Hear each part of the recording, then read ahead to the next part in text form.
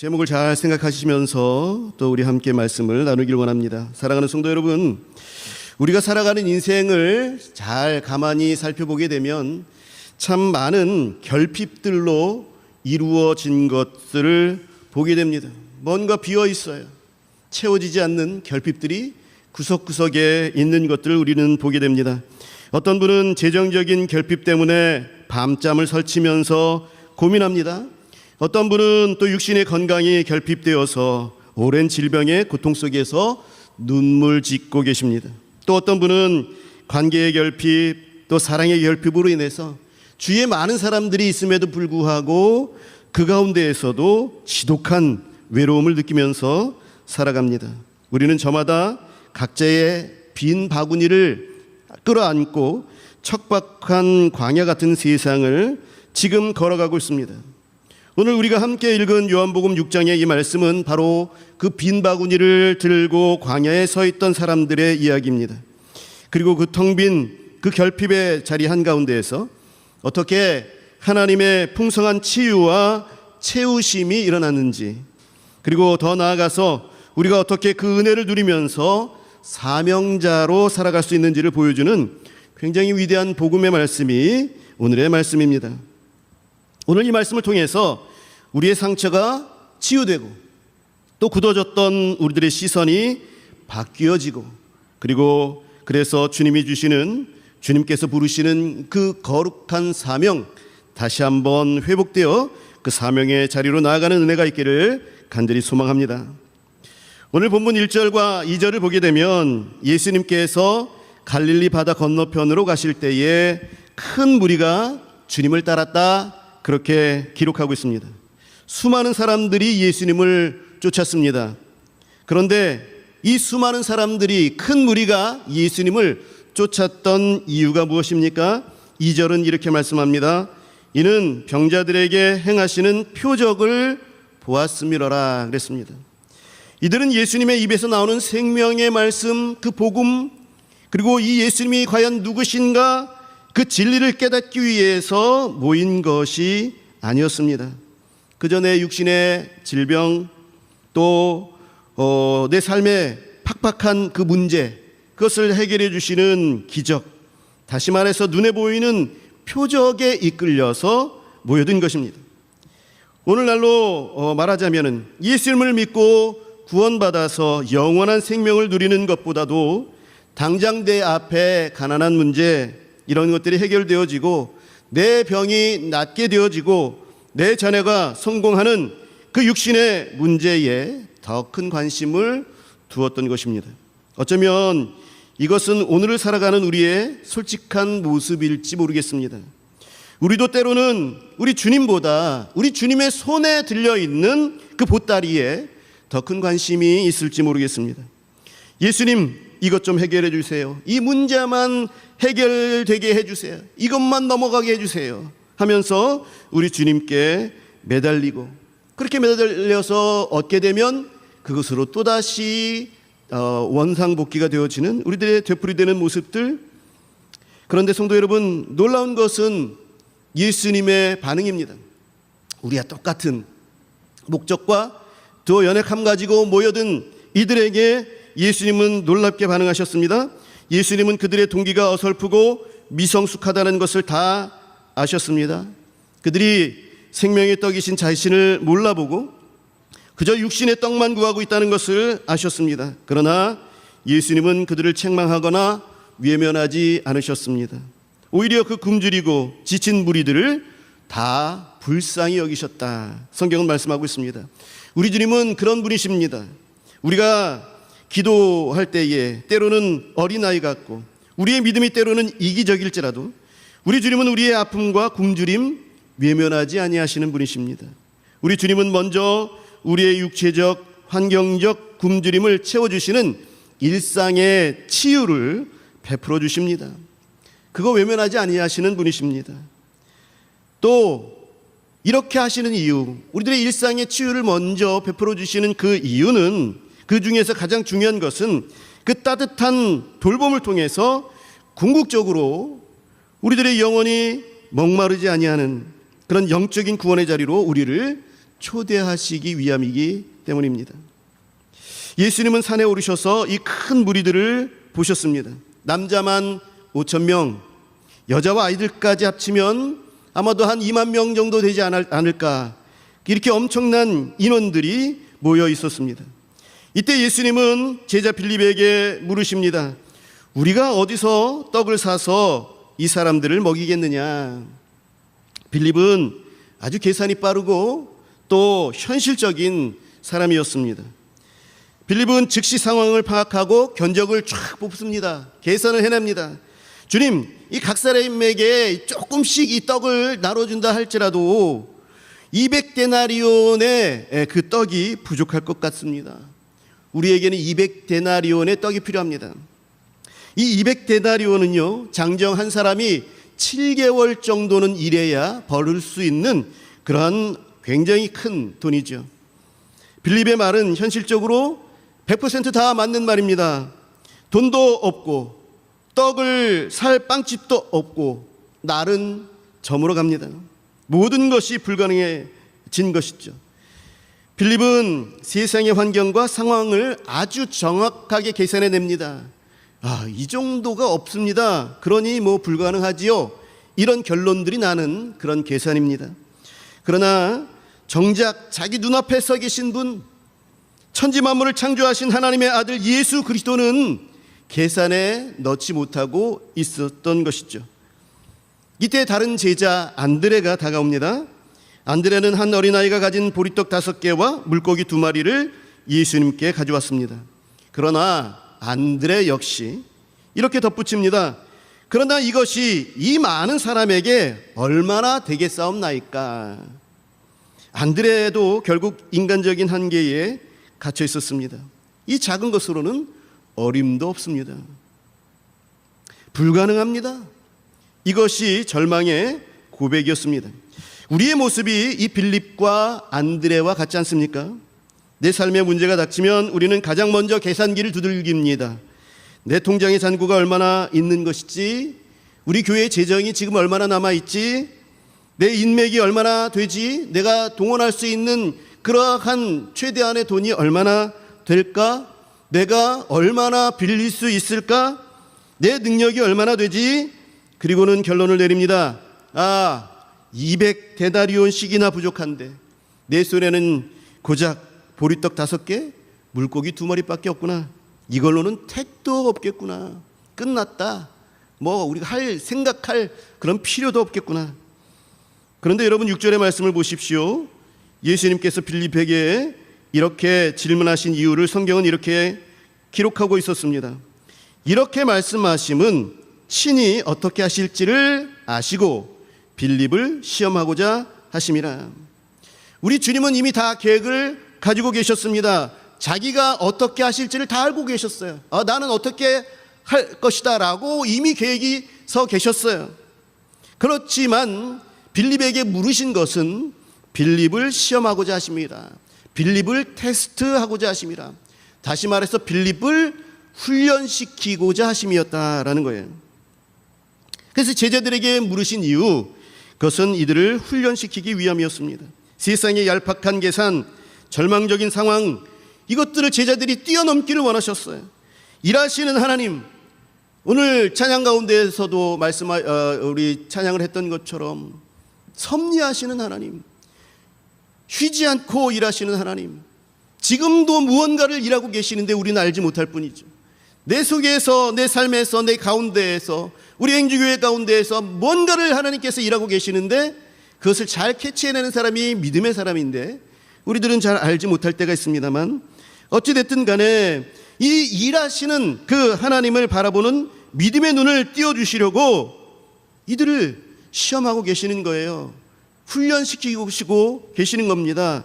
성도 여러분, 우리가 겪는 결핍의 위기는 절망의 끝이 아니라 하나님의 기적을 경험하고 사명자로서, 하나님의 훈련된 자로서 빚어지기 위해서 시험하시는, 훈련하시는 그런 시간임을 믿으시기 바랍니다. 이것을 우리는 잘 통과해 내야 하는 것입니다. 이제 기적이 일어나는 결정적인 장면으로 우리 들어가 보겠습니다. 예수님은 사람들을 잔디에 앉게 하셨습니다. 그리고 11절에서 참 위대한 행동을 하십니다.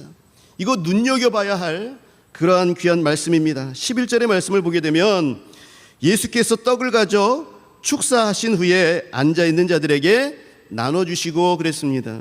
여기서 축사하셨다라는 말을 원어로 유카리스테오라는 그런 단어를 사용했는데요, 감사 기도를 드리셨다라는 거예요. 축사, 보통 축사하면은 축복 기도, 그렇게 이제 생각을 하는데, 이 유카리스테오라는 얘기는 감사를 드리셨다라는 거예요.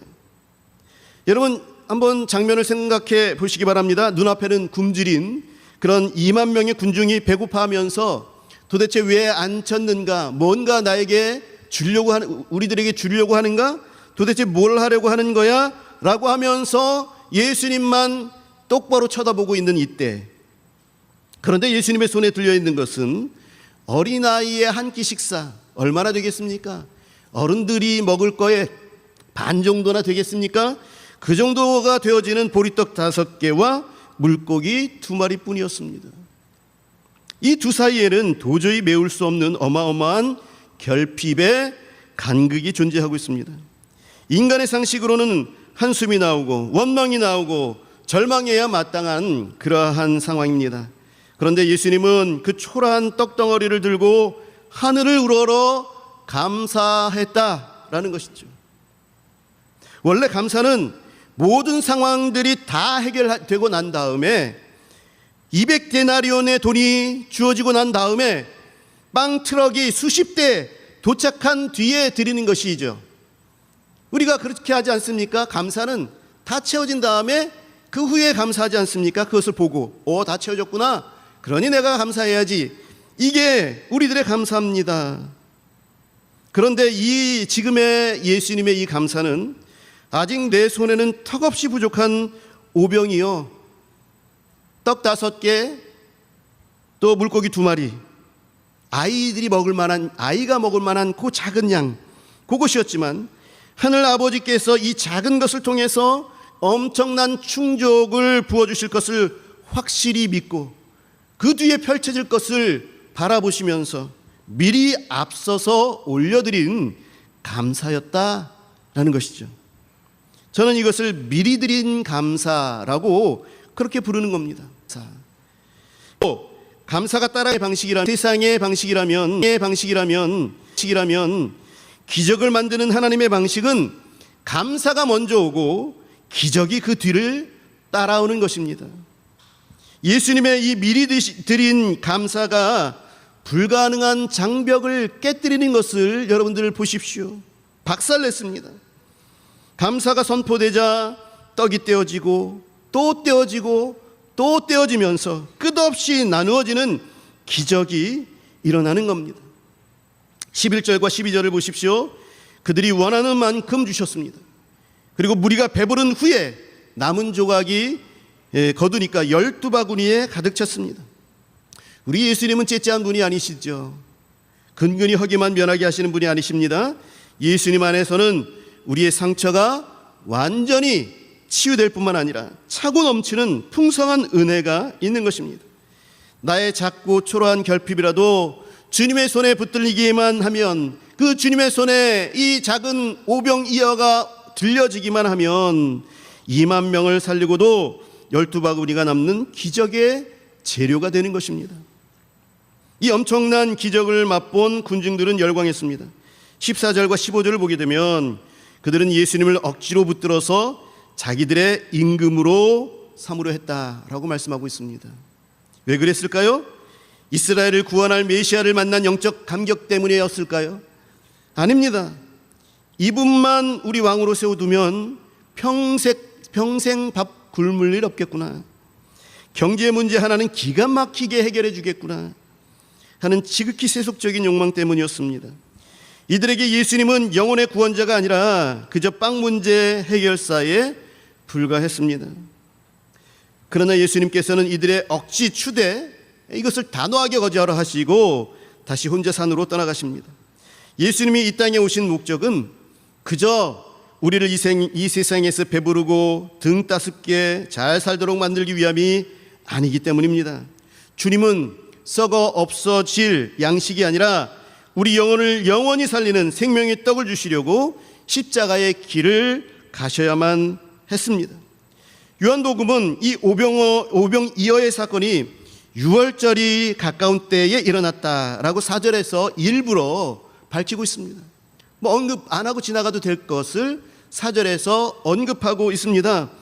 어린 양의 피로 이스라엘이 구원받았던 6월절처럼 예수님 자신이 찢기신 살과 흘리신 피로 우리들의 영원한 구원을 이루실 참된 6월절 어린 양이 되시며 참된 생명의 떡이 되심을 우리에게 보여주시는 사건이죠.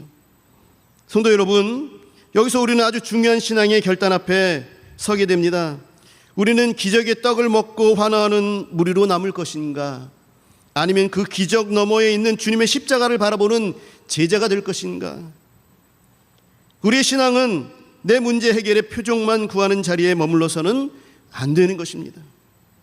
우리들의 육신의 결핍을 체험받는 것이 그 신앙의 전부가 된다면 우리는 배부를 때는 주님을 찾다가 그 주님을 찬양하고 높여드렸다가 다시 배가 고파지면 언제든 주님을 떠나버릴 연약한 무리에 불과한 것입니다. 구약성경부터 해서 신약성경의 이스라엘 백성들의 모습들을 보면 다 이와 같습니다. 하나님께서 은혜를 베풀어 주실 때는 뛸 듯이 기뻐하면서 하나님만 찬양하고 송축합니다. 주님만 바라보다가 그들이 어렵고 힘들고 정말 날망하고 낙심하는 일들이 생겼을 때에는 언제 그랬는지 하나님을 원망하고 다른 신을 찾게 된 그런 어리석음들. 여러분, 오늘 이 본문 6장에서도 동일한 이런 일들이 일어나는 거예요. 큰 무리들이 예수님을 쫓아서 오병이어의 기적을 경험했습니다. 그들을 떠나서 예수님께서 가셨다가 다시 이들을 만나게 되는 것이 6장 후반부에 나타나고 있어요.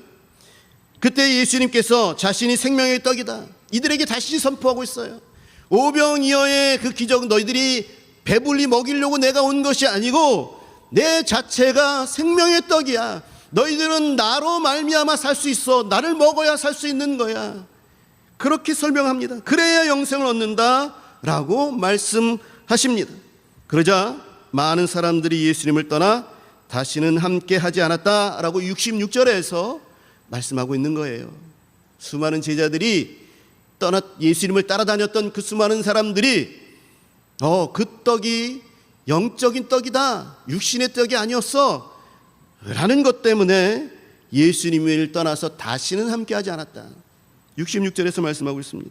진정한 치유를 경험한 성도는요, 나를 위해서 십자가에서 생명의 떡으로 자기 자신을 내어주신 주님을 인격적으로 만나고 그 주님의 십자가를 함께 지는 그런 사명자로 변화되어야 하는 거예요. 예수님께서는 거기까지 바라신 거고 거기까지 원하시는 겁니다. 이 예배당 안에 수만 명의 큰 무리가 모이는 것도 참 중요합니다. 그러나 더 중요한 것은 단 100명이 모이더라도 진정으로 구원의 감격을 누리고 예수 그리스도의 십자가를 기꺼이 짊어질 수 있는 헌신의 이유를 가진 진짜 제자들을 길러내는 것, 그것이 바로 우리 교회의 사명입니다. 제자의 사명이 무엇입니까? 사명은 거창한 것이 아닙니다. 내가 완벽하게 준비될 때에 제자가 되는 것이 아닙니다. 안드레가 가져온 보리떡 5개, 물고기 2마리처럼 비록 내 모습이 작고 초라할지라도 그것을 우리 주님의 손에 올려드릴 때에 기꺼이 주님 받으십시오.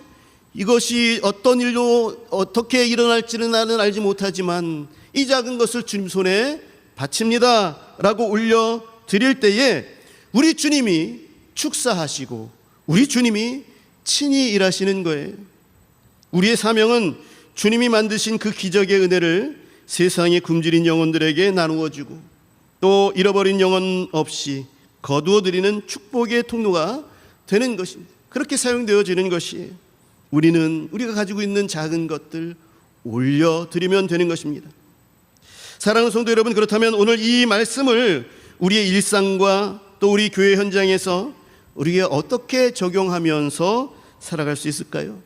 3가지의 구체적인 결단으로 적용해 보고자 합니다. 첫째로 여러분, 계산을 멈추시기 바랍니다.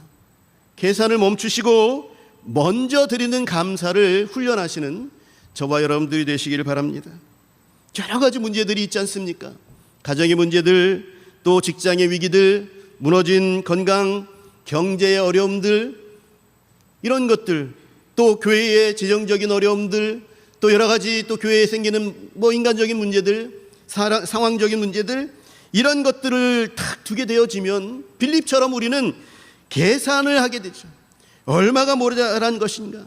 이렇게 부족하고 이 정도로 부족하면 불가능해. 이것이 우리에게 굉장히 자주 주어지는 그러한 일들입니다. 이렇게 계산기만 두드리는 일을 여러분 멈추시기 바랍니다. 그리고 하루에 한 번 지금 내 손에 남아있는 아주 작은 것이 무엇인가 한번 살펴보시기 바랍니다. 내게 이거는 택도 없는 일이지. 그래서 이거는 일어날 수 없는 일이야. 단념하기 전에 내 손에 보리떡 5개가 있는지, 물고기 2마리가 있는지 여러분 살펴봐야 합니다. 건강, 시간, 작은 헌신의 마음, 그리고 우리 하나님께서 내게 주신 메시지, 음성, 약속들, 언약, 주신 말씀, 또 내게 적게 남아있는 물질, 이런 것들이 내게 있습니까? 내게 있는 그것에 여러분 감사하시기 바랍니다. 작아도 괜찮아요. 그것을 주님 손에 올려드리면서, 주님, 이거 지금은 불가능해 보이지만 주님께서 넉넉히 채우시고 승리하게 하실 줄 믿고 미리 감사드립니다. 여러분, 미리 드리는 감사를 훈련하시기 바랍니다. 이렇게 선포하시기 바랍니다. 작은 나를 통해서 행하실 일을 기대하면서 여러분 감사하십시오. 불평의 입술을 닫고 먼저 드리는 감사의 기도를 실천하게 될 때에 기적은 이미 시작된 것입니다. 둘째로, 이것이 얼마나 되겠습니까? 하던 그 핑계를 버리고 작은 헌신의 사명을 시작하십시오. 발걸음을 내디디십시오. 교회 안에서 혹은 이웃을 향해서 섬겨야 할 자리가 보임에도 내 능력으로는 턱없이 부족하지, 내 코가 석자라서 주저앉고 계시는 분이 계십니까? 이제 실제로 그 작은 보리떡 5개, 물고기 2마리를 정말로 주님께 드리십시오. 그냥 주저없이 주님께 드리십시오. 식당 봉사, 구역원에게 따뜻한 안부 전화 한 통 걸은 거, 내 눈에 자꾸 띄는데 다른 사람들의 눈에는 보이지 않아. 근데 그게 자꾸 내 눈에 띄어. 이게 뭡니까? 내가 하라는 것이죠. 하나님 앞에, 예수님 앞에 올려드리십시오. 이것이 내게 오병이어입니다. 작은 5개의 떡덩어리, 그리고 2개의 물고기가 되는 것입니다. 이런 것들을 주님 앞에 내어드리시기 바랍니다. 내 자금을 핑계대지 마시고 묵묵히 그걸 주님께 내어드릴 때에 주님이 이것을 떼어서, 그래서 수많은 영혼을 살리시는 기적의 재료로 사용하시는 거예요. 셋째로, 우리의 기도를 성숙시켜서 이제는 떡을 구하는 기도에서 십자가의 헌신의 기도로 전환하시는 그런 은혜가 있기를 바랍니다. 이번 한 주간 우리의 기도 제목을 점검해 봤으면 좋겠습니다. 육신의 병 낫고 부유해지는 그런 표적만을 구하고 정작 예수님을 내 인생의 문제 해결사로만 그렇게 이용하려고 하지는 않았습니까? 오늘부터 좀 기도의 내용을 좀 바꿔 갔으면 좋겠습니다. 주님, 내 필요를 채우시는 것도 감사하지만 이제는 주님이 지신 그 십자가 나도 지고, 주님께서 필요로 하시는 거 나도 채워가는 그런 사명자가 되게 하옵소서. 비록 내 손에 들려있는 것은 보리떡 5개와 물고기 2마리, 아주 작은 것이지만 이것을 썩어질 양식이 아니라 썩지 아니할 영원한 생명을 위해서 드리는, 그래서 그 주님을 위해서 일하는 자가 되게 하여 주시옵소서. 여러분, 그렇게 기도하시기 바랍니다. 사랑하는 성도 여러분, 말씀을 맺겠습니다. 우리 예수님은 우리의 상처와 굶주림, 우리의 피눈물 나는 그런 결핍을 누구보다도 잘 알고 계십니다. 그래서 긍휼히 여기시고 치유하시는 참 좋은 친구 되십니다. 그러나 기억하십시오. 주님의 이 치유는 결코 종착지가 아닙니다. 사명으로 나아가기 위한 출발점입니다. 내 손에 있는 초라한 오병이어를 보고 더 이상 절망하지 마시기 바랍니다. 주님을 철저히 신뢰함으로 먼저 드리는 감사가 불가능한 결핍을 차고 넘치는 충족으로 바꾸어내는 것임을 기억하시기 바랍니다. 육신의 떡에 매어서 이적만 쫓아다니던 이 무리의 신앙에서 이제는 벗어나야 합니다. 우리를 위해서 자신의 전부를 내어주신 생명의 떡 예수 그리스도를 가슴에 품고 이제는 내가 세상에 굶주린 영혼을 살리고 먹이는 거룩한 사명자로 당당히 살아가시는 저와 여러분들이 되시기를 우리 주 예수 그리스도의 이름으로 간절히 축원합니다. 기도하겠습니다.